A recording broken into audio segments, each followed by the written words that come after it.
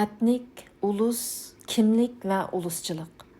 Ruqiya Turdushning 2017 yılı nəşr qilingan shu sarlavihlik kitobiga asosan qisqartilib o'qiladi. Birinchi bo'lim. Etnik, millat və ulus. Etnik hukumi qandaq hukum? Uyg'urlar naiti burunla ulus atalg'usini ishlatgan bo'lib, Mongoliyadan tepilgan Orxun Mangutashlarda bu so'z o'yilgan. Yazma materiallarga asoslanganda Költekin tarixi yazmasida yozilgan ulus so'zini Daniyalik tilshunos Wilhelm Thomson xalqlar deb tarjima qilgan. Turkolog Husayn nomli Orkun ulus so'zini millat, qavm deb tarjima qilgan bo'lsa, turkolog Loris Bazin nation deb tarjima qildi.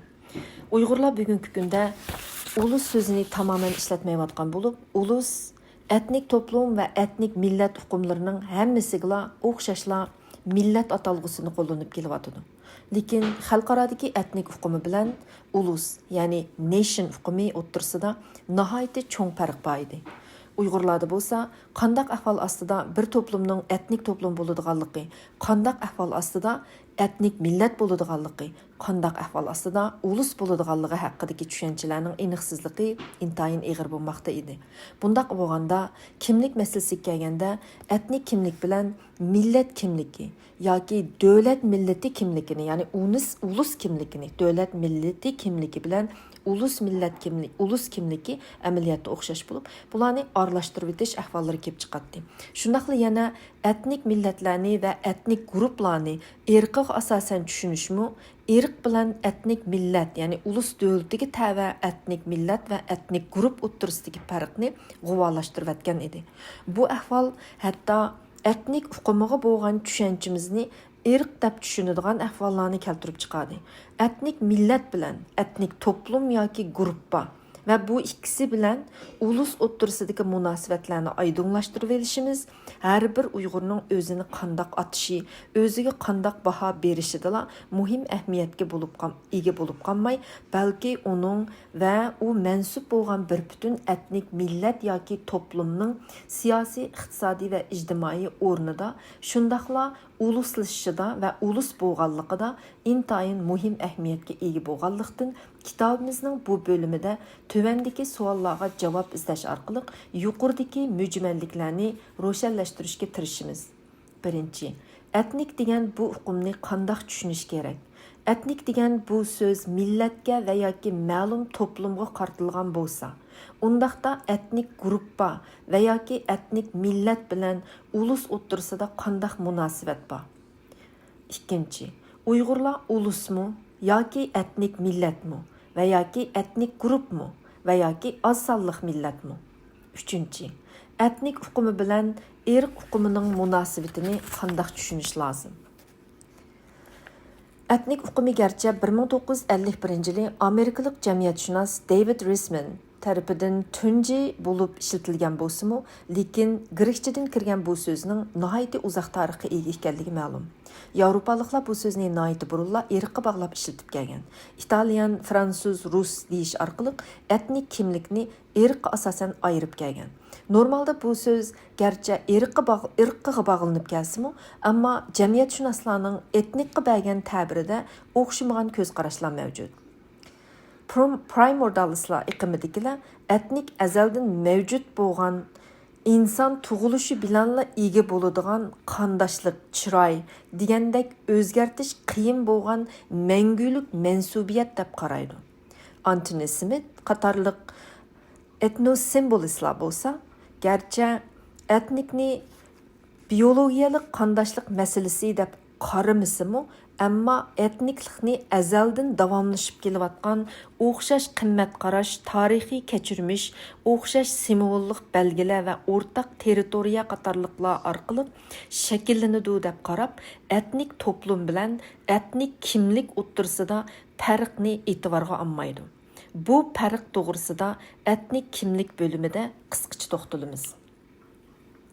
Thomas Erikson qatorliq jamiyatshunoslar bo'lsa, etnik demak farq demakdir deyish orqali etnikni biz va ular deb ayirish nazariyasini o'ttirg'a qo'yib sharhlaydi va etnikning kulturga asosan ayrildiganligini, bir to'plumning yana bir to'plumni kulturining o'xshamasligi asosan biz va ularga ayirishning etnik mavjudlikni saqlaydiganligini qayd qiladi. Ularning qarashicha, etnik deganimizda shaxsning tug'ilishi bilan mansub bo'lgan to'plumning kimligi, ismining qaysi to'plumga mansub bo'lishi, dinining qaysi din bo'lishi, ya'ni qaysi dinga tava oilada cho'ng bo'lishi, tilining qaysi to'plumning tili bo'lishi, qandoq kulturni qabul qilishi, qisqasi u oq qorani farq etgucha oilasi tarafidan uningga berilgan to'plum mansubligini ko'rsatadi. Marksizm nazariyasiga asoslanganda etnik nazariyachilari bo'lsa, barobarsizlik va sinf farqini etnik to'qinishni keltirib chiqaradigan sabab barobarsizlik yo'qolsa, etnik o'ttirisidagi farqmi yo'qaydi deb qaraydi va o'z vaqtidagi irlandiyaliklarning mustaqillik harakatini Angliya ishchilar harakatiga bog'lab tahlil qiladi. Chunki Karl Marx Angliyadagi ingliz ishchilar sinfi hukmron sinf o'zlariga tutgan muomalani irlandiyaliklarga tutishni davomlashtirsa, irlandiyaliklar mustaqil bo'lishdan voz kechmaydi. Aradagi to'qinishni yo'q qilish uchun Angliya ishchilar sinfi irlandiyaliklarga Angliya hukmron sinfi Angliya ishchilariga tutgan muomalani tutmasligi kerak deb qaraydi.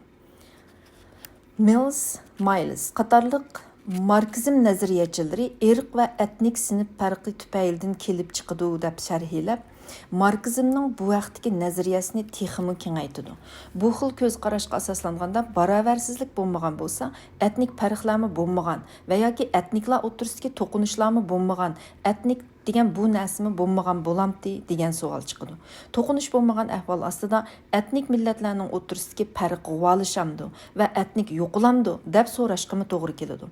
Etnik amaliyotda primordialislar o'ttirg'a qo'ygandek tarixiy bog'lanish, qandoshlik va chiroy qatorliq tabiiy mavjudlikqa ega bo'lganlikdan faqatla sinf farqini yo'q qilish orqali irqni va etnikni yo'qotish va yoki to'qinish va irqchilikni yo'qotish, etnik va irqlar o'rtasidagi farqni so'zlashtirg'ili bo'lishi natayin.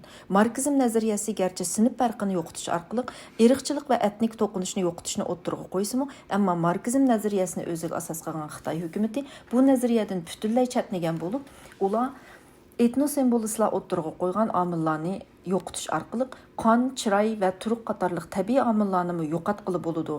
Buning bilan biz bir etnik millatni yo'qotib etalaymiz deb qaraydi. Xitoy davlatining Sharqi Turkiston xalqiga qirg'inchilik va assimilyatsiya qilib yo'qotish siyosatini yurgizayotganligi, u yerdagi Uyg'ur va boshqa musulmon millatlarga Xitoy kimligini majburiy tengiyotganligi va buning namoyandisi.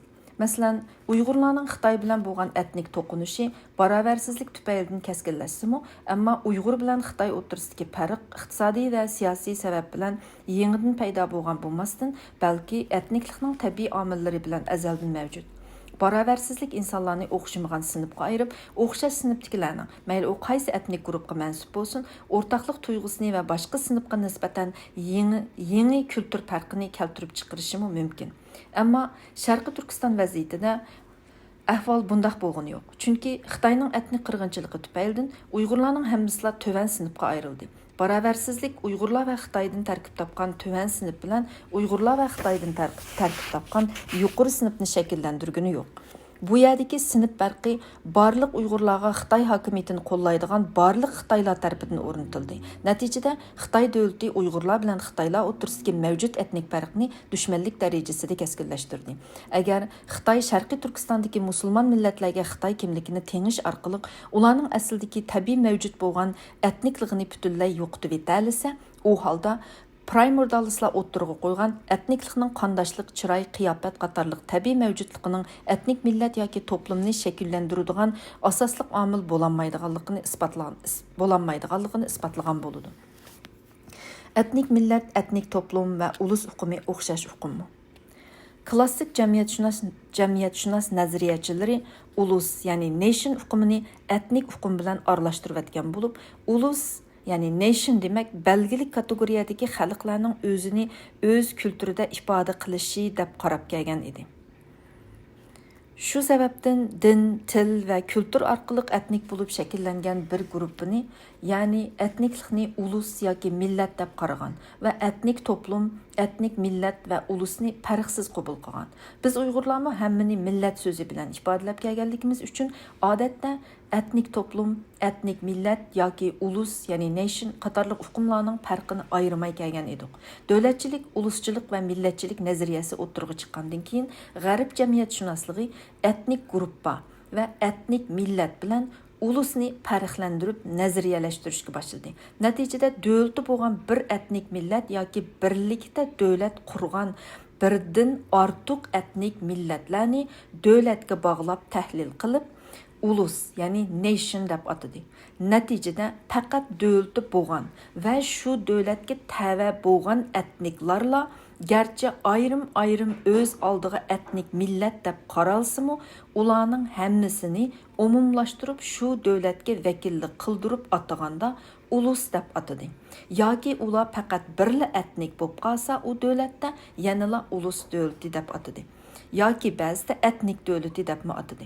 Masalan, Kanadalik yahudilar etnik jihatdan yahudi millati, ammo umumiy kanadaliklarning orasiga qitilganda Kanada ulusiga tava bo'lganlikdan Kanadalik.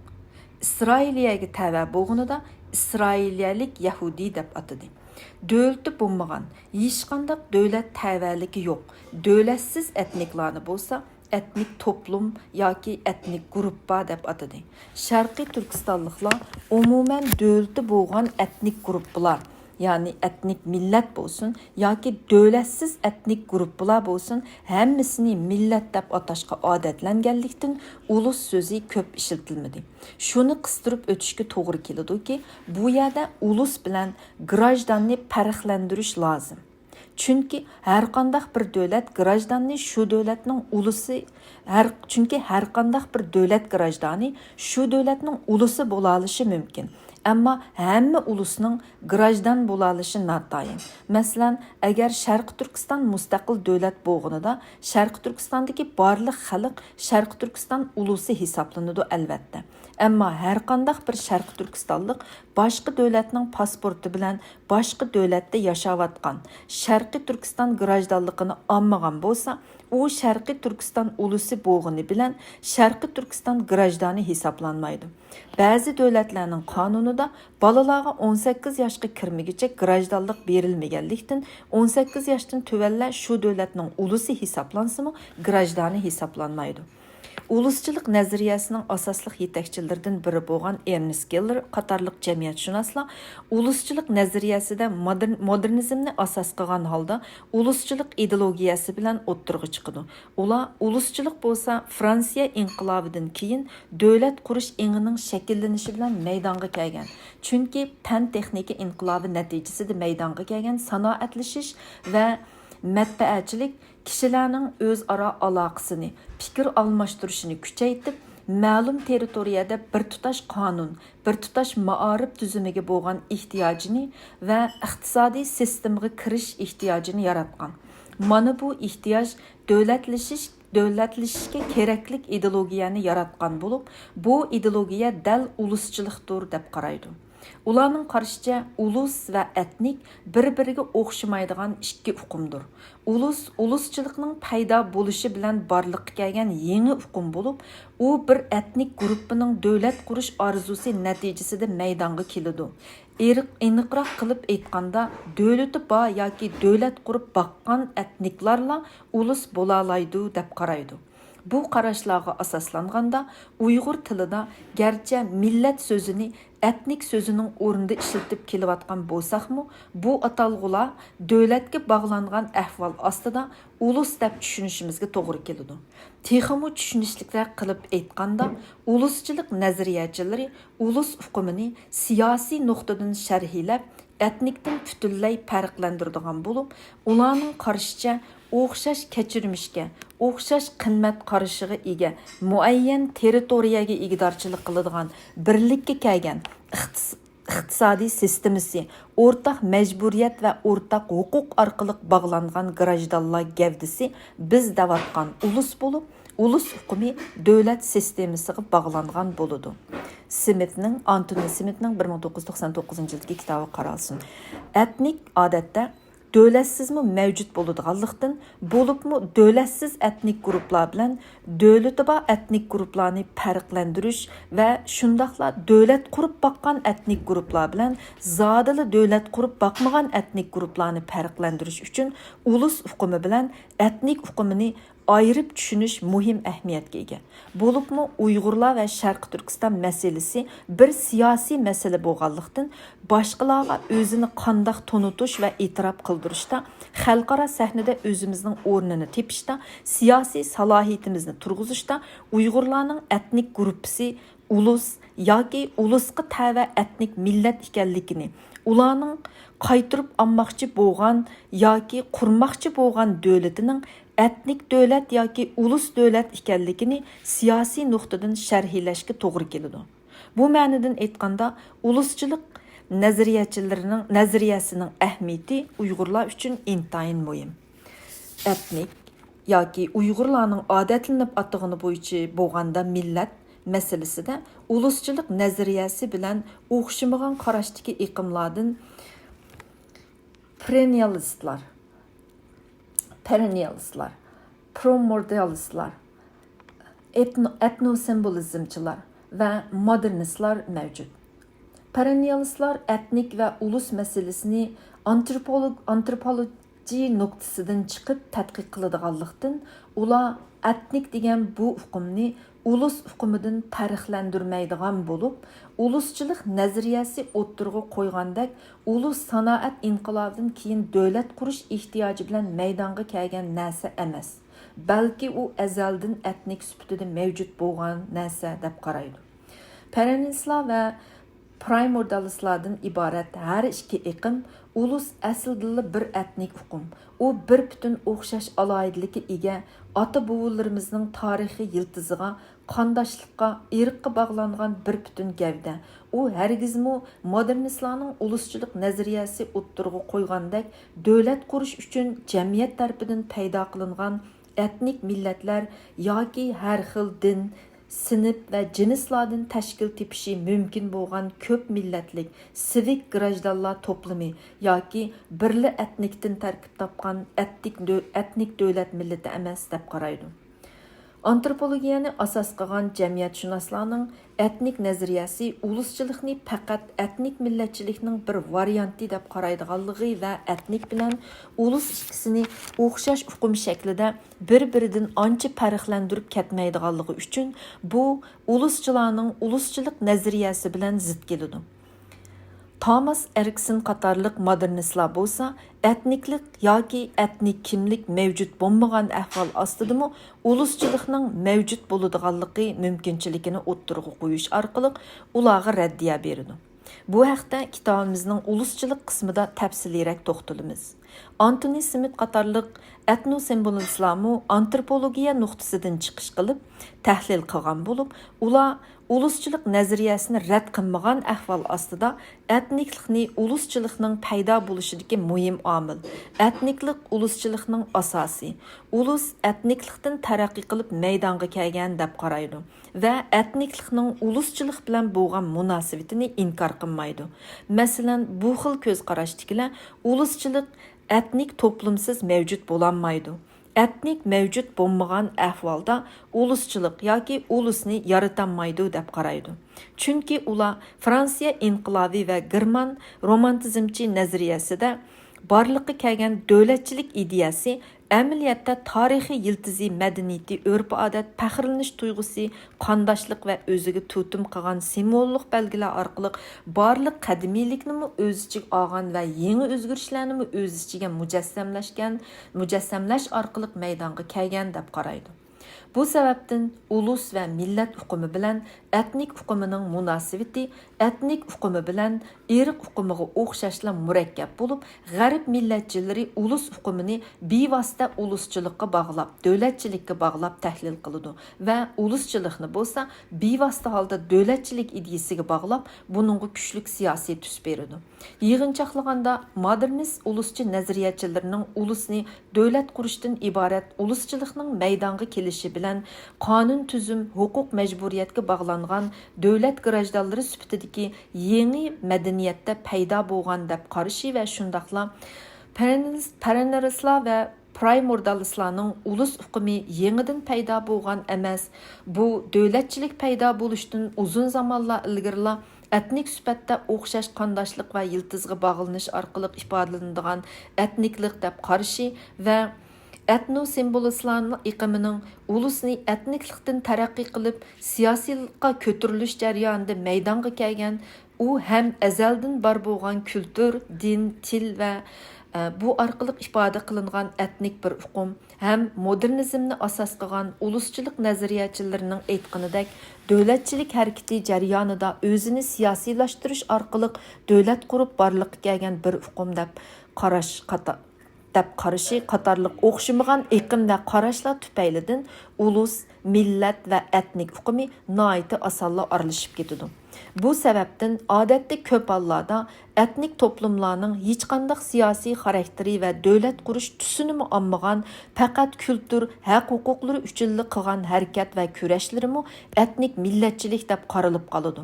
Chunki etnik tushunchasi bilan ulus tushunchisini o'xshash uqum deb qarab, uluschilik nazariyasini ko'zda tutgan siyosiy xarakterga ega millatchilik bilan kultur, haq-huquq nazariyasini ko'zda tutgan millatchilikni aralashtirib etishimizga sabab bo'ladi. Amaliyotda ulus, etnik millat va etnik toplum uqumlariga ulus nazariyachilariga o'xshash siyosiy nuqtadan qaraganimizda etnik toplumlarning kultur haq-huquqlarini talab qilishi, davlatni kontrol qilish yoki davlat qurishga o'tganda ondan millat bo'lib shakllanadiganligini, buning ya'ni etnik toplumdan etnik millatga taraqqiy qila oladiganligini tushuna olamiz. Demak, etnik guruhi bilan ulus va millatning farqi uning siyosiy tus elish olmasligida o'z ifodasini topadigan bo'lib, etniklikni bir etnik toplumning tarixiy aslimasi, yiltizi, bayroq va boshqa simvollik xarakterini olgan tashkilotlarga yoki kultur tusini olgan tashkilotlarga bog'lab, ulus va uluschilikni bo'lsa, bu etnik yiltizidan boshqa yana davlatchilik ideyasiga bog'lab tushunganimizda, bu ikkisi o'rtasidagi farq nihoyatda aniq va tushunishli bo'lishi mumkin. Chunki bir etnik toplum davlatchilik ideyasi va davlat yoki davlat qurish orzusidan mustasno bo'lgan, boshqacha qilib aytganda uluschilik ideyasidan ayirib etilgan nuqul holdagi etnik mavjudlikni gavdalantiradigan to'plumga qaratilganida, u holda bu to'plum ulus hisoblanmaydi. Etnik uqumi siyosiylashmagan, yakka holatdagi ma'lum etnik toplumni ko'rsatib qoladi. Masalan, etnik jihatdan olganda, Uyg'ur degan so'z faqatla Uyg'ur xalqini, Xitoy deganda Xitoy davlatidagi hamma xalqlarni emas, yolg'iz Xitoylarni. Arab deganda ma'lum bir davlatdagi emas, dunyoning hamma yeridagi arab xalqini ko'rsatadi. Ammo ulus uqumi buningga o'xshamaydi. U davlat millati uqumini ko'rsatadigan bo'lib, u shu davlatda yashayotgan hamma etnik millatlarni o'z ichiga oladi. U balkim Yaponiya, Germaniya, Shvetsiya va Finlandiyalardek Yapon, German, Shved, Finniga o'xshash birla etnik millatni asos qilgan etnik davlatning ulusi bo'lishimi yoki burunqi Sovet ittifoqi, Yugoslaviya, hozirgi Kanada o'xshash bir qancha etnik millatlardan tarkib topgan ko'p etnik millatlik ulus davlatining ulusi bo'lishimi va yoki Belgiyaga o'xshash qo'sh etnik millatlik ulus davlatining ulusi bo'lishimi mumkin. Bu ulus davlati Afg'oniston, Eron, Vatikanlardek diniy davlat bo'lishimi yoki Saudiya Arabistondek podshohlik davlat va yoki Shimoliy Afrika davlatlaridek qabila davlati bo'lishimi mumkin. Qisqasi, ulus davlati Osman Türk imperiyasi, Rim imperiyalaridek ko'plagan uluslarning territoriyalarini besib olgan imperiya bo'lmasdan, balki ma'lum bir territoriyadagi birli etnik millatning yoki shu territoriyadagi ko'plagan etnik millatlarning o'z siyosiy davlatini qurish istikida maydonga kelgan ulus davlatidir. Lekin bugungi kunda ulus davlatlarining ichida birli millatga vakillik qiladigan, shu davlat territoriyasi ichida faqat birli millat yashaydigan ulus davlatini tepish nihoyatda qiyin. Birlashgan Davlatlar Tashkilotiga a'zo bo'lgan 190 dan ko'p davlatning 90% ko'p millatlik ulus davlati hisoblanadi. Xitoy garchi o'zini ko'p millatlik ulus davlati deb atsimi, Xitoydan iborat bir millatlik ulus davlatiga qarab mengishni nishon qilayotgan va hatto xalqaroda shundoq tonilsimi, u amaliyotda Sharq Turkiston va Tibetga o'xshash boshqa ulus davlatlarni besib olganlikdan Xitoy ulus davlati bo'lmasdan, balki Xitoy imperiyasidir. Davomini keyingi qismda o'qiymiz.